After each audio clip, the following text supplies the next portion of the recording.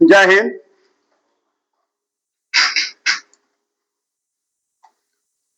तो हम लोग इसके पहले जाकर के पाषाण काल का किए थे, पढ़े थे, और हम आपको बोले थे कि जाकर पाषाण काल का कुछ ऑब्जेक्टिव भी लेकर के आएंगे। तो क्वेश्चन चयन कर लिया गया है आपको 65-70 क्वेश्चन के आसपास में।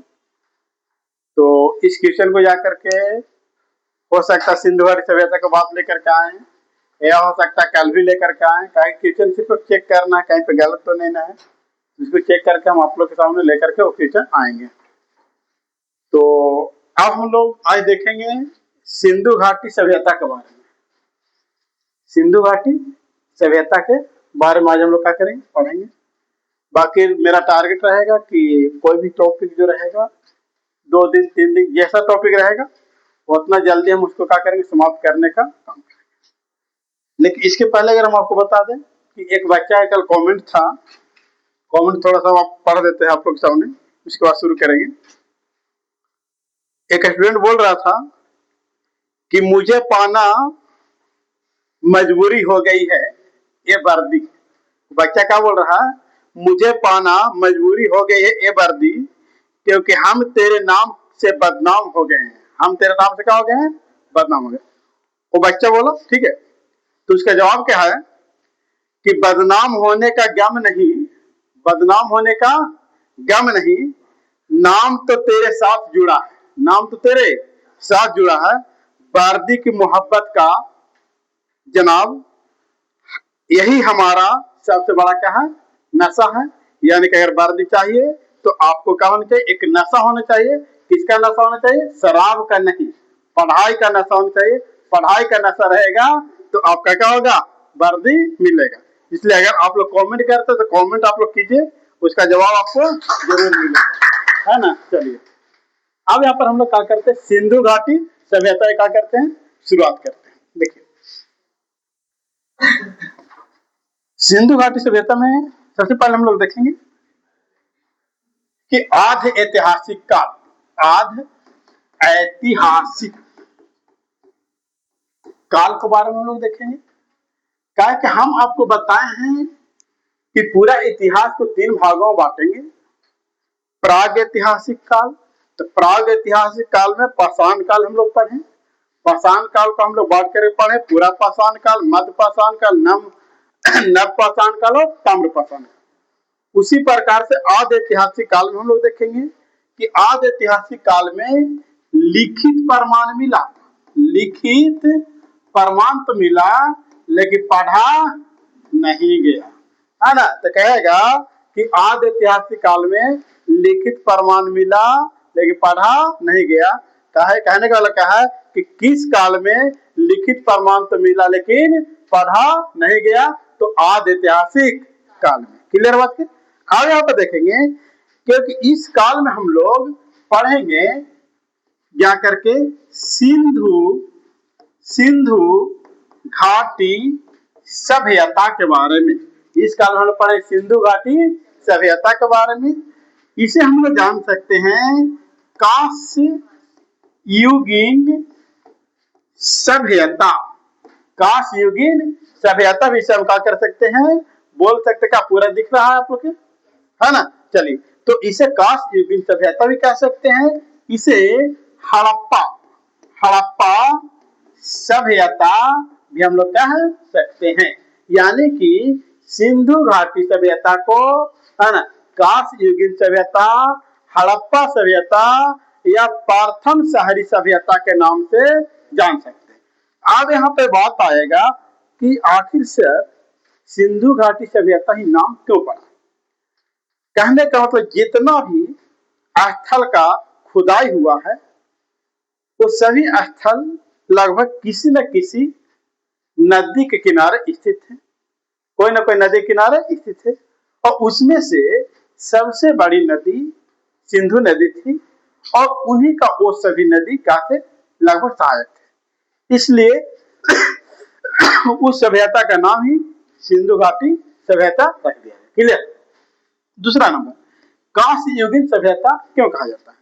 कांस्य युगीन सभ्यता इसलिए कहा जाता है क्योंकि सिंधु सभ्यता के लोग कांसा नामक पदार्थ का, है ना, या कांसा नामक धातु का प्रयोग करते थे, इसलिए उस सभ्यता का नाम क्या कहा गया?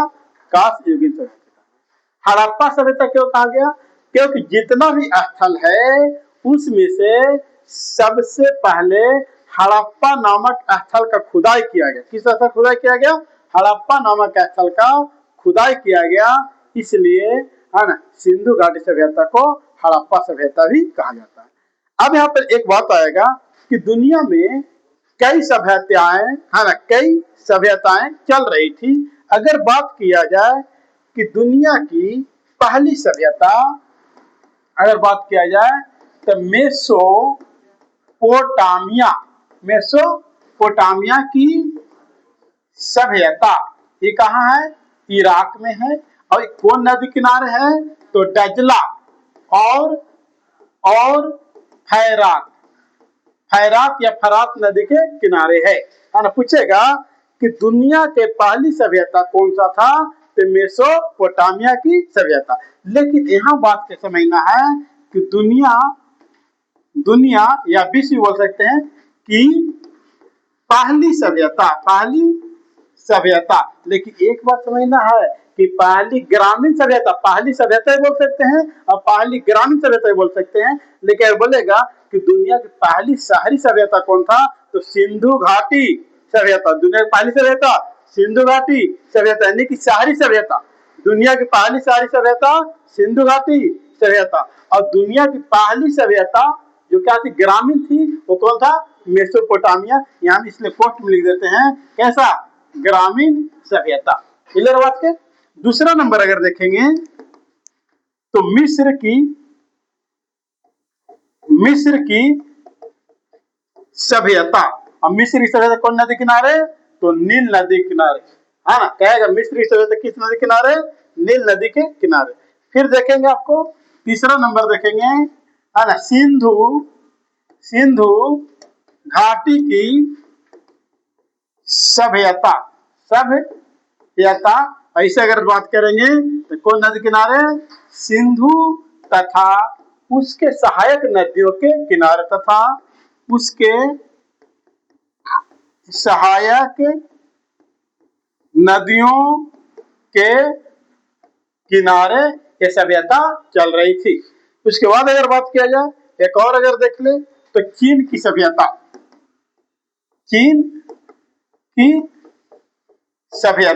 और चीन की सभ्यता पीली नदी किनारे। कौन नदी किनारे? पीली नदी के किनारे। ये सारा बात आपको क्लियर होना चाहिए। एक बार रिवीजन कर ले फटाफट हम लोग, है ना, कि विश्व की पहली सभ्यता मेसोपोटामिया सभ्यता किस नदी किनारे? डजला और फरात नदी किनारे, है ना। मिस्र की सभ्यता किस नदी किनारे? तो नील नदी किनारे। सिंधु घाटी सभ्यता, है ना, किस नदी किनारे? तो सिंधु नदी के किनारे।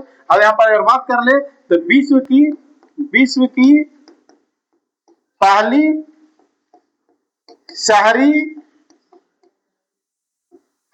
सभ्यता, विश्व की पहली शहरी सभ्यता, ग्रामीण बोला जाता मेसोपोटामिया, शहरी बोला जाता सिंधु घाटी की सभ्यता। चीन की सभ्यता किस नदी किनारे? तो पीली नदी के किनारे। अब हम लोग तो मुख्य पढ़ना क्या? सिंधु घाटी सभ्यता।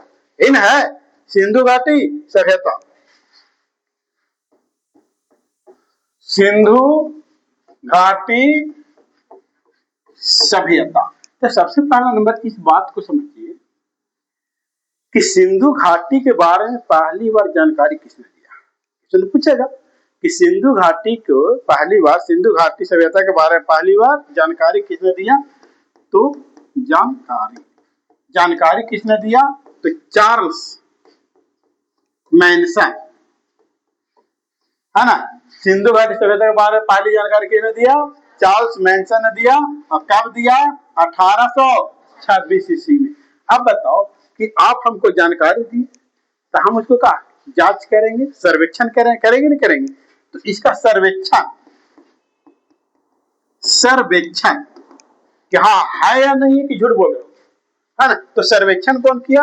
तो कनिंघम, है ना, अलेक्जेंडर कनिंघम ने, है ना, सिंधु घाटी सभ्यता के क्या करवाए, सर्वेक्षण किए। और कब किए, 1853 1853। फिर अगर बात किया जाए कि जानकारी मिल गया, नहीं सर्वेक्षण हो गया। अब यहां पर देखिए कि खुदाई किसने किया, तो दया राम साहनी ने खुदाई किया। कब किया, 1921 में। दयाराम साहनी का किया, खुदाई किया। और कब खुदाई किया, 1921 में। इसके बाद नामकरण, अगर नाम रखा गया ना, तो नामकरण किसने किया, तो मार्शल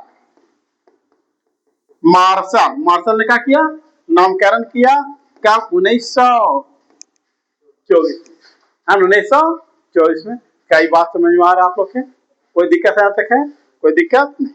अब देखिए सिंधु घाटी सभ्यता में अभी तक जो लिखित प्रमाण मिला वो पढ़ा नहीं गया है। उस लिपि को बोला जाता है भाव चित्रात्मक लिपि को। क्या बोला जाता है, भाव चित्रात्मक। कहेगा कि सिंधु घाटी सभ्यता का लिपि कैसा था, भाव चित्रात्मक, लेकिन अभी तक पढ़ा नहीं गया। दूसरा नंबर, समाज कैसा था, तो समाज इसका था, सिंधु घाटी सभ्यता का जो समाज था वो जाकर के आपको मातृसत्तात्मक समाज कैसा था, मातृसत्तात्मक। फिर अगर बात किया जाए कि लिपि हो गया, समाज हो गया, आकार अगर बात कर लिया जाए कि सिंधु घाटी सभ्यता का आकार कैसा था, तो त्रिभुजाकार। फिर देखा जाए कि क्षेत्रफल कितना था, सिंधु घाटी सभ्यता का क्षेत्रफल कितना था, तो 12,99,600 वर्ग किलोमीटर। सिंधु घाटी सभ्यता का क्षेत्रफल कितना था, 12,99,600 वर्ग किलोमीटर, लगभग 13 लाख वर्ग किलोमीटर के आसपास में थे। अब यहाँ पर एक बात और समझेंगे हम लोग कि आखिर क्षेत्र इसका विस्तार किधर से किधर था। तो बात को समझिएगा, इस भाग को बोलते हैं पूर्व, इस भाग को बोलते हैं पश्चिम, इस भाग को बोलते हैं उत्तर, इस भाग को बोलते हैं दक्षिण। पूछेगा कि सिंधु घाटी सभ्यता का सबसे पूर्वी स्थल आलमगीरपुर था। आलमगीरपुर पूछेगा, सिंधु घाटी सभ्यता का सबसे पूर्वी स्थल कौन सा था, आलमगीरपुर। सिंधु घाटी सभ्यता का सबसे पश्चिमी स्थल जो था, सूतकांगेडोर। सिंधु घाटी सभ्यता का सबसे पश्चिमी स्थल सूतकांगेडोर। सिंधु घाटी सभ्यता का सबसे उत्तरी स्थल मांडा। सिंधु घाटी सभ्यता का सबसे उत्तरी स्थल मांडा। और सिंधु घाटी सभ्यता का सबसे दक्षिणी स्थल दैमाबाद। क्या समझ में आ रहा कि नहीं आ रहा। पूछेगा कि सिंधु घाटी सभ्यता का सबसे पूर्वी स्थल आलमगीरपुर, सिंधु घाटी सभ्यता का सबसे पश्चिमी स्थल सूतकांगेडोर, और सबसे उत्तरी स्थल मांडा, और दक्षिणी स्थल दैमाबाद। यहाँ तक कोई प्रॉब्लम है क्या, कोई प्रॉब्लम नहीं है। अब बताइए कि ये जाकर के आलमगीरपुर जो है वो कहाँ है, यूपी में। आलमगीरपुर कहाँ है, यूपी में। ये कहाँ है, पाकिस्तान में। पाकिस्तान कहेगा। सूतकांगेडोर कहाँ है, पाकिस्तान में।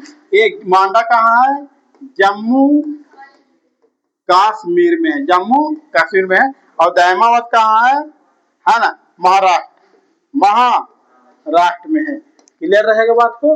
अब एक बात और यहाँ पर हम लोग देख लेंगे कि आलमगीरपुर किस नदी किनारे से, भी पूछेगा कि अभी हम बोल के गए कि अधिकतर स्थल किसी न किसी नदी किनारे स्थित है नहीं है। तो अब बताइए कि आलमगीरपुर कौन नदी किनारे है, हिंडन।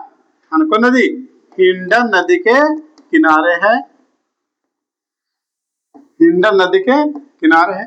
फिर पूछेगा सूतकांगेडोर किस नदी किनारे है, तो डाक्सी नदी के किनारे है।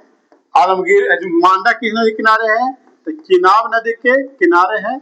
और जाकर दैमाबाद को किस नदी किनारे है, तो गोदावरी या तो फिर बोल सकते कौन नदी, परवरा। कौन नदी, परवरा नदी के किनारे है ना। तो ये आपको कौन स्थल कौन नदी किनारे है, यहाँ तक क्लियर है, कोई दिक्कत है। अब यहाँ पर एक बात और समझिएगा कि सिंधु घाटी सभ्यता पूर्व से पश्चिम है ना, पूर्व से पश्चिम, पूर्व से क्या पश्चिम है, कितना किलोमीटर है, तो 1600 किलोमीटर। कितना किलोमीटर है, 1600 किलोमीटर है। और उत्तर से दक्षिण कितना किलोमीटर है, 1400 किलोमीटर। कोई दिक्कत है, क्लियर। अब यहाँ पर अगर आप लोग को दिमाग में सवाल चल रहा है तो सवाल क्या कर सकते हैं, आप पूछ सकते हैं, ठीक है। नहीं तो फिर हम लोग आगे चलेंगे। क्या पूछना कुछ, क्या? चलिए अब हम लोग देखेंगे कि सिंधु घाटी सभ्यता में कौन कौन स्थल का खुदाई हुआ है। उस स्थल के बारे में हम लोग आगे करेंगे, जानने का काम करेंगे। तो सबसे पहले हड़प्पा। अभी हम बोल के गए थे कि सिंधु घाटी सभ्यता में सबसे पहले स्थल का जो खुदाई किया गया वो स्थल कौन सा था, हड़प्पा था। इसलिए इसे हड़प्पा सभ्यता के नाम से क्या होता है, जाना जाता है। अब हड़प्पा की खुदाई कब हुआ था, तो 1921 ईस्वी में हुआ था। अब हड़प्पा है कहाँ, तो जाकर के आपको मोंटगोमरी की लड़काना, मोंटगोमरी जिला में है, या तीसरा में साहिवाल जिला बोल सकते हैं, साहिवाल जिला। और कहाँ है, पाकिस्तान में, ठीक है।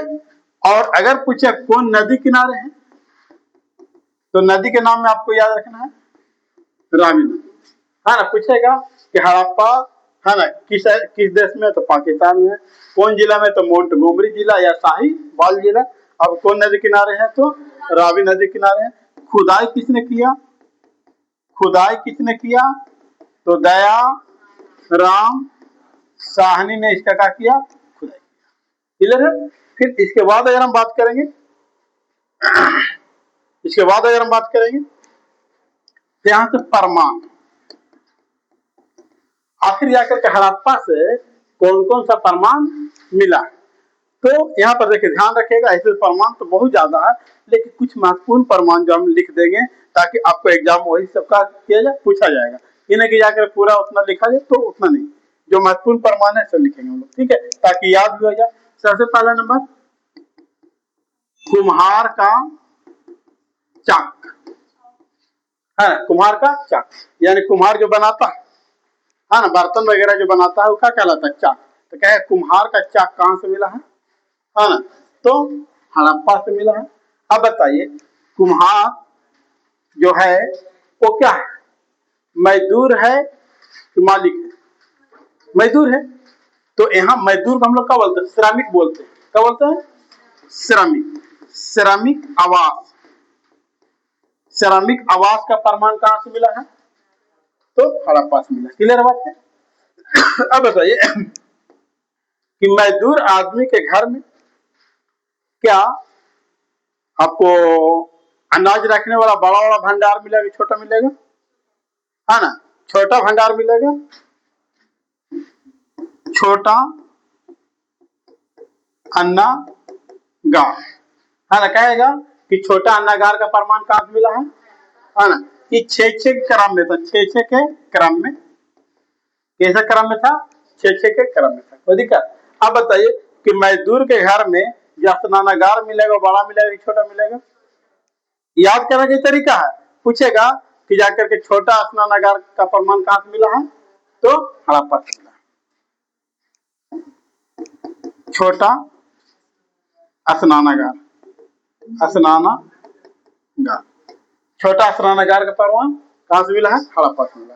आप यहाँ पर ही समझिए कि बताइए मसाला पीसने के लिए, है ना, कुछ ना कुछ तो होना चाहिए, है ना। मसाला पीसने के लिए कुछ ना कुछ तो होना चाहिए।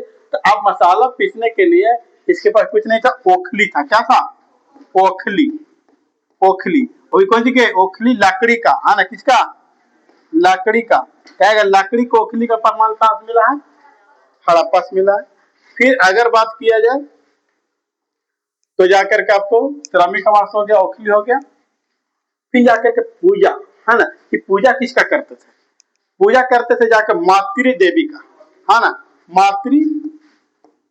मातृ देवी का प्रमाण कहाँ से मिला है ना। अब बताइए किसी भी देवी देवता के आसपास में जाकर के एक हिंदू धर्म के सबसे बड़ा चिन्ह होता है, जिसको हम लोग बोलते हैं स्वास्तिक चिन्ह, बोलते ही नहीं बोलते है ना। तो फिर पूछेगा स्वास्तिक चिन्ह का प्रमाण कहाँ से मिला है, तो हड़प्पा से। याद रहेगा बात के, मातृदेह का प्रमाण हड़प्पा से, स्वास्तिक चिन्ह का प्रमाण है ना हड़प्पा से। अब ताबूत, ताबूत ताबूत समझते हैं, हाँ जो आदमी मर जाते हैं उसको लेकर के जाने वाला जो होता है उसका बोलते हैं ताबूत। ताबूत का प्रमाण कहाँ से मिला है, हड़प्पा से। अब यहाँ पर जाकर के उसके बाद RH-37 कब्रिस्तान, RH-37 कब्रिस्तान का प्रमाण कहाँ से मिला है, हड़प्पा से। कहेगा कि RH-37 कब्रिस्तान का प्रमाण कहाँ से मिला है, हड़प्पा से। अब यहाँ पर RH-37 हम लोग जाना कैसे, नहीं वो जाके इतिहासकार के द्वारा ही नाम रखा गया है ना, जो ही नाम रखा गया का वहां पर से कोई लिखित प्रमाण तो मिला, लेकिन पढ़ा तो नहीं गया। का पुरातात्विक वस्तु के आधार पर उसका क्या किया गया, नाम रखा गया, किसके द्वारा, इतिहासकार के द्वारा। यहाँ तक क्लियर बात को। अब यहाँ पर देखिए हाथी का कपाल, कपाल, कपाल का प्रमाण कहां से मिला है, क्या ये सब क्लियर रहेगा, कोई प्रॉब्लम है क्या इसमें कोई प्रॉब्लम नहीं। अब देखिए इस प्रकार से हम लोग है ना, वीडियो ज्यादा लंबा ना हो जाए, जिसकी वजह से का यहीं तक क्या किया जाएगा, ब्रेक किया जाएगा। उसके बाद धीरे धीरे धीरे हम लोग क्या करेंगे, 3, 4, 5 क्लास में समाप्त करने का क्या करेंगे, प्रयास करेंगे, है ना। ओके।